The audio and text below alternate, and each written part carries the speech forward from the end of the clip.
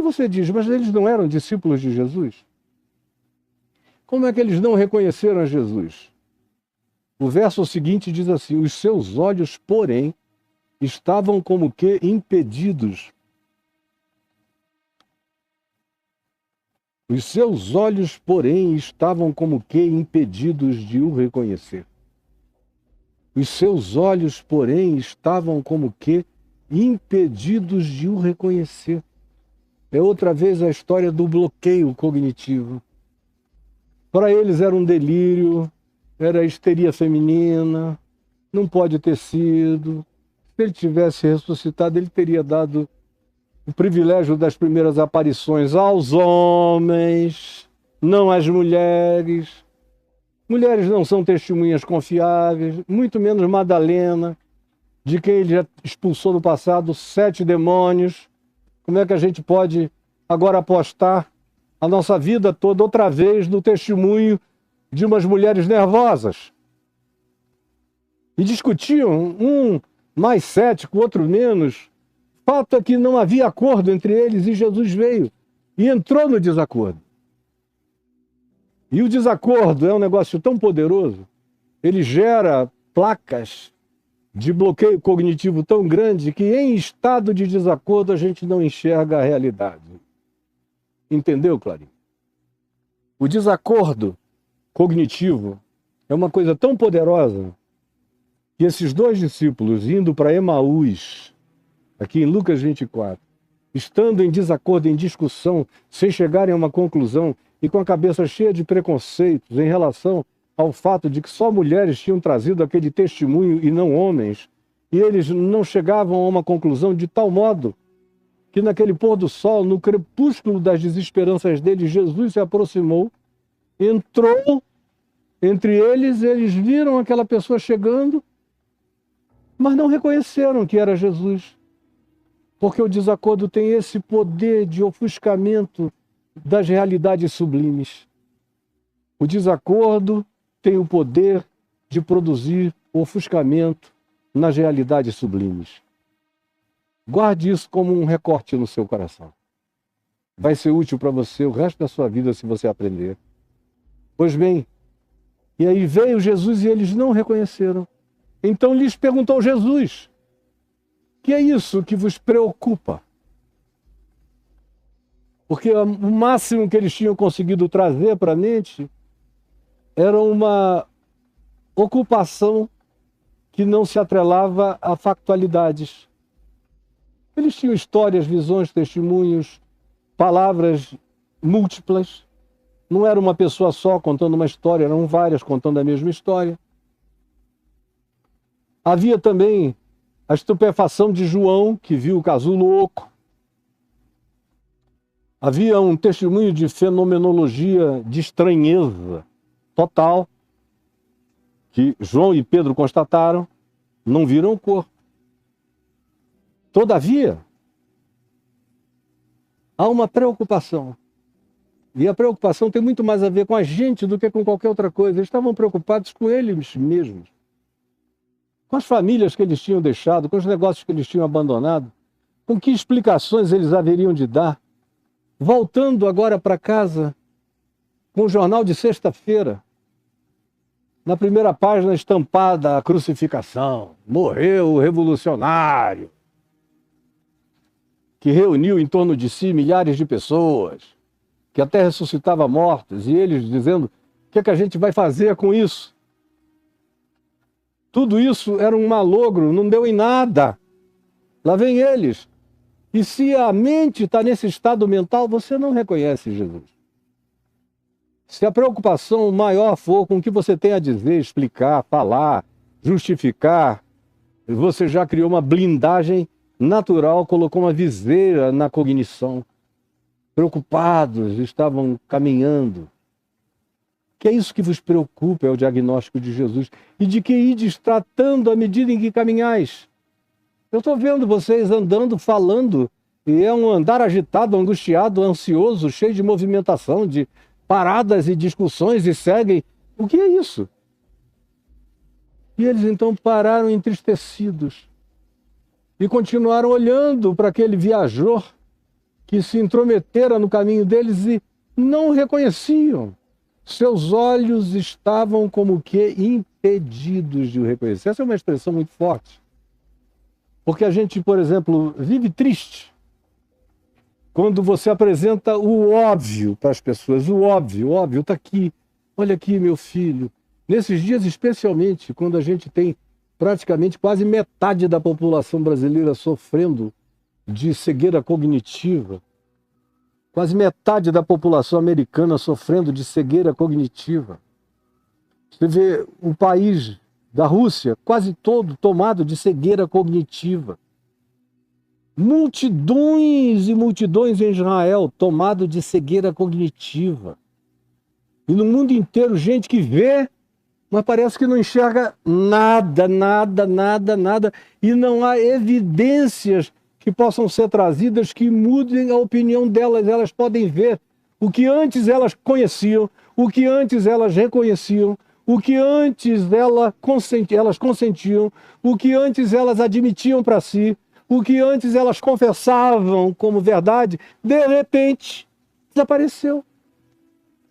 E elas não enxergam mais nada. É o que Jesus disse: tendo olhos não veem, tendo ouvidos não ouvem, tendo coração não percebem. Porque para ver você tem que ter mais do que olhos. Para ouvir você tem que ter mais do que orifício auricular. E para discernir você tem que ter mais do que o órgão cardíaco chamado coração. Tem que ter coração psíquico, espiritual. Tem que ter interpretatividade, cognitividade, discernimento de natureza mais profunda do que cerebral. E não pode haver bloqueio que se coloque como anteparo, dizendo: esse tipo de coisa eu não enxergo, eu não vejo, eu não admito, e tenho raiva de quem vê, enxerga, admite e sabe.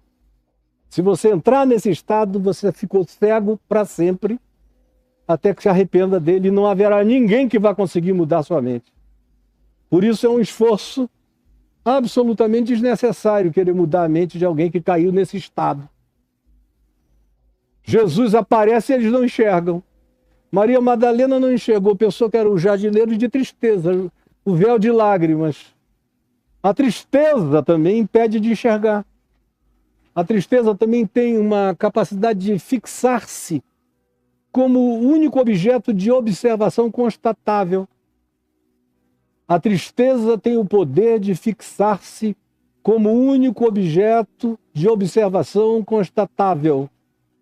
Eu vou repetir para você guardar. A tristeza tem o poder de fixar-se em nós como o único objeto ou sentimento ou percepção de observação constatável. A tristeza só enxerga a si própria. E vem eles aqui, caminhando, e Jesus disse: o que é isso? E eles pararam entristecidos. E esse parar entristecido já diz tudo. Na realidade, a tristeza para a gente. A tristeza impede a gente, a tristeza cega a gente. E a tristeza que se abraça, se acolhe em estado de autovitimização, essa é que cega mais profundamente do que qualquer outra. Você está me ouvindo, me entendendo, recortando cada frase que eu estou dizendo aqui, meu amigo, minha amiga. Isso tem uma importância psicológica e espiritual extraordinária. Então, nesse momento, um deles, chamado Cleopas, que é um nome grego, portanto era um discípulo de origem grega, greco-romana no mínimo, respondeu dizendo: és o único. Olha a pergunta do cara nessa resposta, é uma resposta à pergunta. És o único. Eu acho essa pergunta extraordinária. És o único, porventura, que tendo estado em Jerusalém ignoras as ocorrências desses últimos dias? Quem é você? Você é um alienado? Você estava em Jerusalém sexta-feira, né? Tem que ter estado. Hoje é domingo. Ninguém fez viagem no sábado. Então é óbvio que você estava lá sexta-feira. Você viu tudo. Viu o mesmo que nós e que todos viram. As notícias esmagadoras do que fizeram com Jesus e de todos os episódios da maldade praticada contra ele, até a crucificação e a morte dele. E como envolveu a cidade inteira, o governador, as autoridades religiosas, o povo todo, como houve de tudo: suicídio, tristeza, negação, lágrima, dor, perda, aflição, susto, falta de explicação. Tu és o único que estás vindo de Jerusalém sem saber de nada. Tu habitas que bolha? É a pergunta deles. Ignoras as ocorrências desses últimos dias? Jesus, porém, lhes perguntou: quais? Ai, meu Deus, quando eu vi essa pergunta a primeira vez, para mim, eu era um recém-convertido quando eu li isso aqui para mim. E quando eu ouvi essa pergunta, lendo esse texto, em oração e jejum e piedade e silêncio, e eu ouvi essa pergunta: quais? Eu fiquei tão interessado na questão deles. O que será que Jesus vai responder? E Jesus responde com uma pergunta: quais? Meu Deus, a minha mente se abriu e eu entendi tudo. Novinho, novinho na fé, mas aquele véu foi arrancado. Quais? Eu falei: é claro. Ignoras as ocorrências desses últimos dias? Mas eles estavam atrasados, eles estavam lendo o jornal de sexta-feira à tarde. Última hora, extra, extra, extra. Morreu Jesus, o Nazareno. Era notícia de sexta à tarde. Tinha agora a edição nova do domingo de madrugada. Eu vi o Senhor. Ele ressuscitou. Ele não está aqui. Digam aos seus discípulos e a Pedro que se dirijam a Galiléia e lá me verão. O Senhor apareceu também a Simão. Tudo isso era notícia do domingo. Mas a mente pode ficar constantemente atrasada nas notícias velhas da existência. A alma é retardada muitas vezes. Foi Jesus que trouxe esse diagnóstico. Toda vez que ele diz tardos de coração para crer, ele está falando desse atraso psíquico, emocional, como as nossas emoções frequentemente ficam ancoradas no passado e não atualizam os salvamentos do presente. É muito normal que as nossas emoções fiquem ancoradas nas tristezas do passado e não se atualizem nas notícias do presente. Quais notícias? Pergunta Jesus, com essa bela, santa e linda ironia. Quais? Quais são? Me expliquem. Realmente eu devo estar atrasado. Vocês têm alguma novidade para me contar que eu não esteja sabendo? Do que aconteceu em Jerusalém nesses últimos dias? Quais? Que notícia é essa? Aí eles responderam, explicaram é a palavra usada, explicaram a Jesus as notícias passadas, o atraso deles, a incapacidade deles de atualização da fé. Eu conheço milhões de pessoas que vivem com uma fé totalmente desatualizada. É a fé sequestrada pelo trauma, a fé sequestrada pela decepção, a fé sequestrada pelo escândalo, a fé sequestrada pelo engano, a fé sequestrada pelo malogro da liderança espiritual, a fé sequestrada pelo desapontamento de promessas não cumpridas. Era assim que eles estavam, e muita gente fica nesse estado. E aí eles quiseram explicar a situação deles para Jesus. E disseram: ora, o que aconteceu a Jesus de Nazaré, na Galiléia, que era varão profeta, incomparável. Até João Batista indicou que ele estava acima de tudo e de todos. E ele era poderoso em obras, em sinais, prodígios, curas, milagres. Ele vazava graça. Quem tocava nele saía curado. Tu não ouviste falar dele? desse varão profeta poderoso em obras e palavras. Nunca ninguém falou como ele, nunca ninguém disse o que ele disse, nunca, em lugar nenhum, em cultura nenhuma, foi tão ousado e foi tão longe. E afirmou que a existência humana era capaz de muito mais do que nós humanos queremos admitir. E ele levantou o sarrafo do significado da existência humana para um nível incomparavelmente maior e nos disse que era possível viver daquele modo. De repente, olha o que aconteceu a ele. Os principais sacerdotes, os líderes religiosos, o sistema religioso, as nossas autoridades o entregaram para ser condenado à morte e o crucificaram. Nossa religião o matou de ódio, de raiva, de ciúme. Tinha medo dele, tinha ciúme de Deus nele. O fato é que tudo acabou na sexta-feira. E ele morreu, inegavelmente morreu. Ora, aí tem um ora, que vem de um dos dois. Ora, nós esperávamos que fosse ele quem havia de redimir a Israel, mas é outra vez aquilo que eu disse ontem, da fixação do fanatismo escatológico. Eles esperavam conforme os rabinos ensinavam, conforme o messianismo judaico ensinava, que seria a vinda do Messias. Eles tinham uma escatologia messiânico-judaica, como a maioria dos evangélicos hoje em dia tem. E eles queriam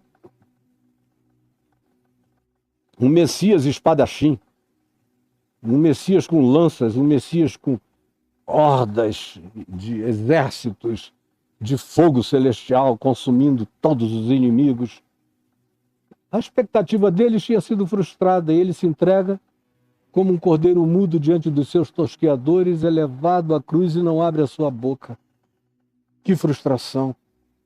É o que eles estão dizendo. Nós esperávamos que ele fosse quem havia de redimir Israel. Mas depois de tudo isto, é já este o terceiro dia desde que tais coisas sucederam. E olha que já tinha acontecido tudo naquele domingo de manhã, mas para eles não tinha acontecido ainda nada.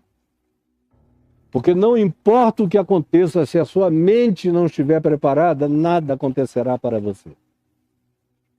Pode ter acontecido em termos de factualidade, fenomenológica, estupefaciente, declarada por anjos e por seres multidimensionais, que nem as evidências de tais coisas, nem o casulo oco, nem nada haverá de trazer convencimento se os verbos da minha confissão estiverem ficado ancorados, tornados reféns das minhas decepções e mágoas passadas. É assim que se desenvolve a maior parte dos ateísmos. São ateísmos das mágoas passadas, das esperanças que morreram em nós. Ora, nós esperávamos que fosse ele quem havia de redimir a Israel, mas depois de tudo isto, é já este o terceiro dia desde que tais coisas sucederam. É verdade também, aí olha só como quando se trata de mulheres, isso é um apêndice. Há uma machosfera narrativa aqui. Há preconceitos patriarcais. Há a prevalência do homem apintalhado sobre o testemunho das mulheres. Agora que entra aqui, é verdade também, a gente não pode deixar de dizer isso, que algumas das mulheres, das que conosco estavam, homem nunca está com a mulher, é sempre a mulher que está com o homem, é a mesma coisa aqui. Mesma dodóizice. Algumas das mulheres das que conosco estavam nos surpreenderam, nos assustaram, delirantes, dizendo terem tido visão de anjos. Visão de anjos. Mas não foi Pedro, não foi Tiago, não foi João, não foi Bartolomeu. Não foi ninguém assim que tenha trazido esse testemunho. Não, foram algumas mulheres. Nem nome elas têm na narrativa aqui. que disseram que tiveram visões de anjos, os quais afirmam que ele vive. De fato, alguns dos nossos aí, quando ele fala dos nossos, ele está falando de homem. É outra vez a machosfera em ação. É verdade que alguns dos nossos, dos que seriam testemunhas fidedignas, foram ao sepulcro e verificaram a exatidão, é a palavra que eles dizem, a exatidão dos que disseram as mulheres, mas as mulheres podem trazer a maior exatidão, mas só quem confirma a exatidão feminina tem que ser o homem. Que coisa mais nojenta. Está presente em todo lugar, até nas páginas do Evangelho. De fato, verificaram a exatidão do que disseram as mulheres, mas a ele não ouviram. Então, nada feito. Meu Deus, se mulher fosse levada em consideração, essa viagem de Jerusalém para Emaús não teria nem acontecido. Esses caras teriam ficado lá para não perderem nada. Teriam já começado a caminhar para Galiléia, para encontrarem-no lá, mas não, estavam voltando para casa. Porque com tudo que as mulheres disseram, não era ainda, todavia, o bastante. Então lhes disse Jesus, ó nécios, que é tolos, é de cabeça travada, ó toscos, insensíveis, atrasados de coração, tardos de coração, emocionalmente retardados, de sentimentos embotados é o que significa. Nécios e tardos de coração, atrasados em relação a colocarem a vida de vocês em sincronia com o kairos, com o timing, com o zeitgeist da ressurreição. Como vocês são atrasados de sensorialidade para crer tudo que os profetas disseram. Isaías disse que depois de sofrer, o servo sofredor se levantaria e veria os seus dias e ficaria satisfeito e se alegraria com o penoso trabalho da sua alma. E outros profetas disseram coisas semelhantes, mas vocês não creem. O próprio Cristo repetira isso tantas vezes para o mesmo grupo e eles não creram. Bloquearam a informação o quanto puderam até aqui agora, depois de Jesus ressuscitado, continuam bloqueando. Porventura, não convinha que o Cristo padecesse e entrasse na sua glória? Será que vocês não entenderam que tudo que se diz no Velho Testamento sobre a glória vindoura de um Messias vindouro seria precedida pela vinda do Messias servo sofredor, que daria a sua vida como manifestação de amor e como demonstração de que entregues a si mesmos os humanos matam até Deus. Entregues a si mesmos os humanos têm ciúme e inveja até de Deus. Entregues a si mesmos os humanos cultuam mais a religião do que a Deus. Entregues a si mesmos, os humanos preferem criar uma história inverídica do que os fatos, aceitarem os fatos da manifestação insofismável de Deus em Cristo Jesus. Será que vocês não conseguem fazer essa leitura? De que convinha que o Cristo primeiro padecesse, para que depois, então, ele se manifestasse ressuscitado e entrasse na sua glória? Não faltou informação em tempo nem momento nenhum. E começando por Moisés, lá em Gênesis, Êxodo, Número, Deuteronômio, no Pentateuco, na Torá judaica, começando por Moisés, discorreu, mostrando Moisés todos os significados de ressurreição, ou Moisés dizendo, olha, eu sou relativo, depois de mim vem um outro, ouçam a ele. Discorreu por todos os profetas, mostrando, olha aqui, cada um deles falando desse tempo e dessa hora e da vitória sobre a morte. E expunha-lhes o que a seu respeito constava em todas as Escrituras, mostrando que ele era a chave hermenêutica para o entendimento da Escritura. Mostrando o que a seu respeito constava em todas as Escrituras. E as Escrituras são o testemunho dele. Ele é a palavra encarnada de Deus. As Escrituras são o testemunho da palavra encarnada de Deus em Cristo Jesus. É isso que as Escrituras são. E é isso que Jesus é. Ele é a palavra, a Escritura é o testemunho sobre a palavra encarnada em Cristo Jesus. E aí, quando se aproximaram da aldeia para onde iam, Jesus fez menção de passar adiante. Mas eles o constrangeram, seguraram nele, dizendo: não vai não. Fica conosco, porque é tarde, o dia já declina, o sol está se pondo. E Jesus entrou para ficar com eles naquela casinha. E aconteceu que quando estavam à mesa, para cear, tomando Jesus um pão, o abençoou. Bendito seja o alimento que o meu Pai nos dá e dá a toda a humanidade. Bendito seja o Deus de toda a vida. E partiu o pão. E quando ele fez isso, tendo partido o pão, de repente o véu foi arrancado. O bloqueio cognitivo saiu. Eles enxergaram o óbvio. Estava na cara deles, mostrando que não é a face de um determinado objeto que me permite percebê-lo, é a minha mente disposta a enxergá-lo que me faz vê-lo. Do contrário, se eu trouxer uma indisposição mental para enxergar, a maior de todas as factualizações pode a mim se expressar e eu não verei, não compreenderei, não entenderei, não internalizarei, não a chamarei de fato. E aí os olhos deles se abriram e eles o reconheceram. Mas Jesus desapareceu da presença deles. Desapareceu. Sumiu.